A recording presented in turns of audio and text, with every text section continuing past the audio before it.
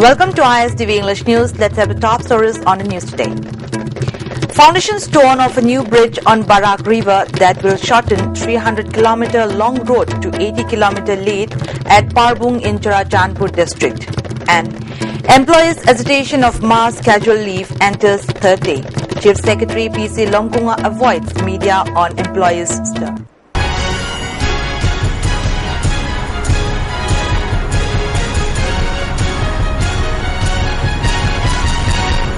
Now the news in detail. Works and Transport Minister Dr. K.H. Ratan Kumar and Chairman of Hill Areas Committee MLA Dr. Chaltolian Amo led the foundation stone for a bridge to be newly constructed over the Barak River at a place between Parbung and Vangai Range in Churachandpur district on Jiri Tipaimuk Road yesterday. The bridge, which will be 400 meters long, is estimated to cost about 3.5 crore rupees in construction.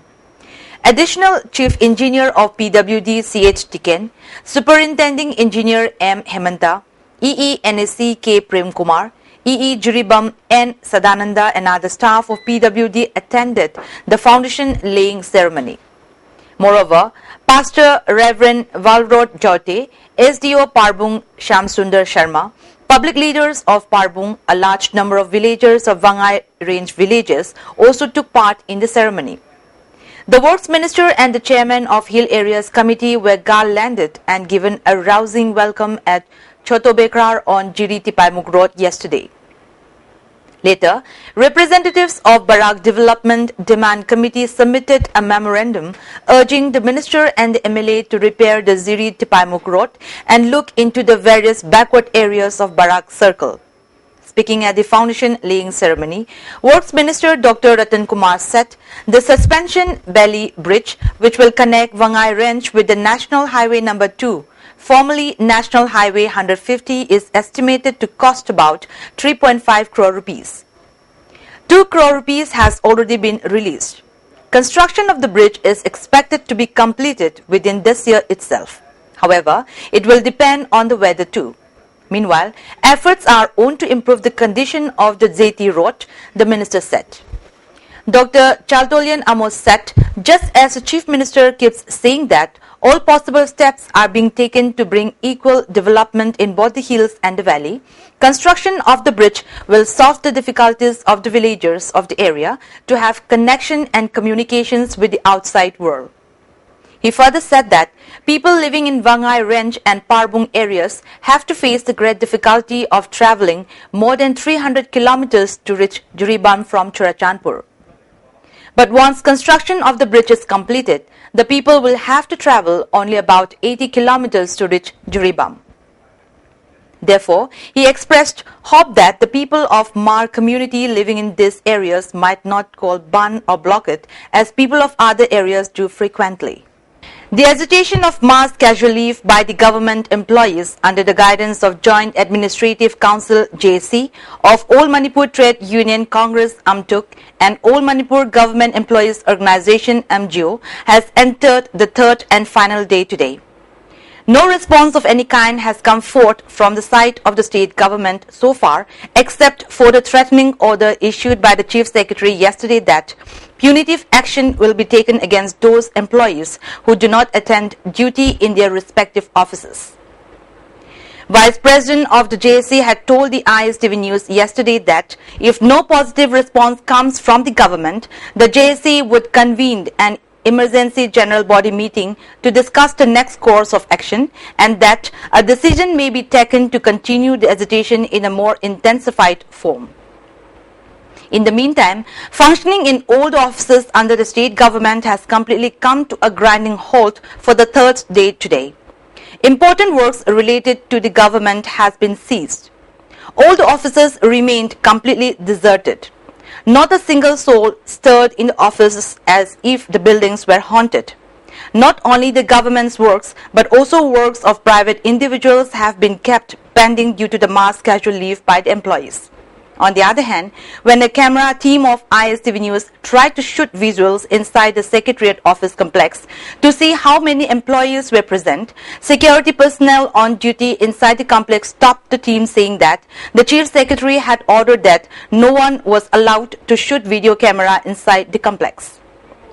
Then our team tried to meet the Chief Secretary to capture his response to the employees' mass casual leave agitation, but the so-called PRO of the Chief Secretary came out and told our team that the CS was busy and he could not meet the media. At the same time, as part of the mass casual leave agitation, staff employees of the Directorate of Commerce and Industries also joined the agitation, locking the doors of the office located at Lamphel. Additional Chief Engineer 1 of PWD and Chief Engineer of National Highways, Nongmaitem Noren, has expressed fear that the suspension belly bridge recently constructed over the Barak River on Imphal-Jiribam Highway is likely to break down as the trucks are carrying loads more than the capacity of the bridge. He said this at a press meet held in his office chamber today. He said the Transport Department had issued an order prohibiting any heavy vehicle carrying a load of more than 24 tons from crossing the Barak Bridge. However, the heavy vehicles traversing the highway actually carry more than 40 tons of load. Even if the vehicles have to essentially carry 30 tons, carrying 40 tons is too excessive. The suspension clamps fixed to the expanded frames are beginning to crack. If heavy loads are carried further, the bridge is most likely to break within 3 days. Therefore, he appealed to all the transporters not to carry more than the capacity loads. Noren expressed desire for the traffic police and the transport department to keep a close scrutiny on the traffic on the bridge. Transporters in the Maruina load si Yamna Hapton Birakano. Magi capacity di 24 tons ni adu 30 tons tagi hen sumpu bubirakano unless and until akoigi anova permanent bridge ma sadling da habisima build out ni maram di masi mayami property ni mayami lifeline ni akoi mayam loi mak sapher tomina gadoribani thong si tatkrabadi. A routine patrol party of 49 BSF E Company today stumbled upon a huge cache of ammunition and explosive materials in a field near Chingaral in Imphal East District today. The cache included 100 live rounds of AK rifles, 200 grams of explosive materials and some parts of explosive. The explosive materials and ammunition, which were packed in a polythene bag, was recovered during a search operation conducted by the BSF troops from 6:30 a.m. to 9:30 a.m. in the area. The troops safely picked up the explosive materials and ammunition and handed them over to the Lamlai police station. The troops also found mark of newly dug out place near the field. Minor Irrigation Department has disheartened the people of Manipur once again.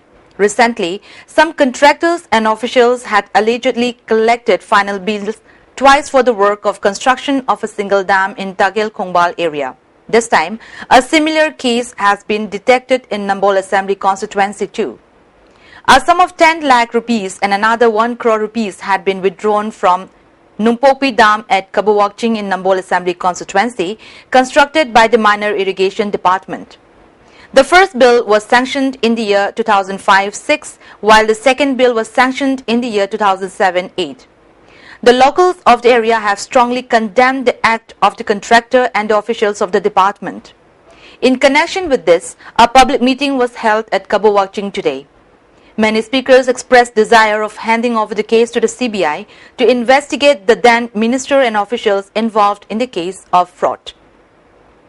Secretary of BJP Nambol Mandal N. Govardhan, who inspected the dam today, said the dam was constructed below the ground level. Therefore, no use of the dam to the farmers, he added. Loina khangna wafam ni aduna masi akoina mari leinaba authority na ticket piraga haibadi akoina masi CBI ba asoba body amata tigalaga karmai tawduna leiriba da masi gi phibam da lupa crore amaga laktara sangbano haibase masi akoina mayak sengna akoi BJP Nambol Mandal demand tawjo wafam ni. On the other hand, a team of BJP workers led by President of BJP Yuva Morcha Manipur O. Malis also inspected 6 different dams at the canal of Laidenkabi. Most of the dams were found unused and has not benefited the farmers. He further said, due to lack of quality control, the dams were found useless. The matter will be intimated to the central government and urge it to take necessary action. Besides, other dams that are being constructed in other districts will also be inspected soon to check whether the construction was done with quality control or not, he added. Lomi singda kanaba pigadova lomi singi da yamna kanaba piba pot atumba dam se si yamna khujuma juda ngasi Congress government sina ngasi Congress saka sina yamna khujuma juda yamna mong ta da pota sigi leiriba sigi dam sibu yengu si aina hajana banate si leiriba film si thongna film soe masi karamba jaga da karamba lomi dono masi akoina kanaba pigadoise masi ngasi government ngasi Congress government ase masi chasengna parja amati lomi sing yengna boile masi akoi kariuma khradi akoi tawom thoi. Now the national and international news. Congress Vice President Rahul Gandhi, in a short speech in Parliament, lashed out at Prime Minister Narendra Modi and his government today, accusing them of inaction in the face of a massive agrarian crisis in the country. There was ruckus in the House as the government insisted on rebooting Mr. Gandhi. Alleviate their pain, they are crying and your government has done nothing, Mr. Gandhi said, reminding the BJP that your Haryana minister says that farmers committing suicide are cowards. Shame, shame, shouted Congress MPs as the leader also made a direct zibi at Prime Minister Modi for his visits abroad, saying, the Prime Minister is visiting India. Let him also visit Punjab and see the situation for himself. In another swipe, he said, does the farmer not make in India? The reference was to the PM's massive manufacturing push in the country, Make in India. A man pulled from the rubble of a collapsed hotel by a French rescue team more than 3 days after the deadly Nepal earthquake says he was forced to drink his own urine to survive. Rishi Khanal, 27, had just finished lunch at a hotel in Kathmandu and had gone up to the second floor when everything suddenly started to move and fall apart. He was struck by falling machinery and trapped with his foot crushed under the rubble. I had some hope, but by yesterday I had given up. My nails went all white and my lips cracked. I was sure no one was coming for me. I was certain I was going to die, he told the Associated Press from his hospital bed on Wednesday, surrounded by his family. Nepali officials considered that they had made mistakes in their initial response to a massive earthquake that had killed more than 4,700 people as survivors stranded in remote villages and towns waited for aid and relief to arrive on Wednesday. The government has yet to fully assess the devastation wrought by Saturday's 7.9 magnitude quake, unable to reach many mountainous areas despite aid supplies and personnel pouring in from around the world. Anger and frustration was mounting steadily, with many Nepalese slipping out in the open under makeshift tents for a fortnight since Nepal's worst quake in more than 80 years. A court in Mumbai has refused to stay the beef ban that came into effect in Maharashtra last month. The Bombay High Court, responding to a petition challenging the ban, however, warned against coercive steps for possession. The petition had said that the ban violates the fundamental rights of a person to have his choice of food. The state government argued that consuming beef is not a fundamental right. A law that came into force on March 4th bans the slaughter of calves and bullocks and allows only the consumption of buffaloes, which give inferior quality beef. Those found keeping or consuming beef can face 5 years in prison and a fine of Rs 10,000 if convicted. The ban has been widely criticized and there have been many protests against it. Beef traders claim they will lose their jobs and also that the cost of other meat will shoot up. In a major milestone, an indigenous cryogenic engine that will help India put satellites of up to 4 tons in geostationary orbit was tested successfully at ISRO's propulsion complex at Mahendragiri in Tirunelveli district, Tamil Nadu. The powerful version of the cryogenic engine was successfully ground tested at the Liquid Propulsion Systems Center. The test was conducted for 635 seconds and it was successful, Vikram Sarabhai Space Center sources in Thiruvananthapuram said. ISRO sources said its chairman A.S. Kiran Kumar came to Mahendragiri in the morning and testing started at 4:30 p.m. A team headed by Director D. Karthikishan led the testing. The successful testing is an important milestone in developing lift-launched vehicles, GSLV Mk3 for the next generation. National Guardsmen took up positions across the city and hundreds of volunteers began sweeping the streets of a broken glass and another debris on Tuesday, the morning after riots erupted following the funeral of a black man who died in police custody. The streets were calm in the morning, but authorities remain on edge against the possibility of another outbreak of looting and arson. The city was under a 10 p.m. to 5 a.m. curfew. All public schools were closed and the Baltimore Orioles cancelled their Tuesday night game at Camden Yards. We are not going to leave the city unprotected, Maryland Governor Larry Hogan wrote during a visit to a West Baltimore intersection where cars were burnt and windows smashed the night before. And now the top stories once again. Foundation stone of a new bridge on Barak River that will shorten 300-kilometer long road to 80-kilometer lane at Parbung in Churachandpur district. And employers' agitation of mass casual leave enters third day. Chief Secretary P.C. Longkunga avoids media on employees' stir. That's all for now and keep watching ISTV News Update.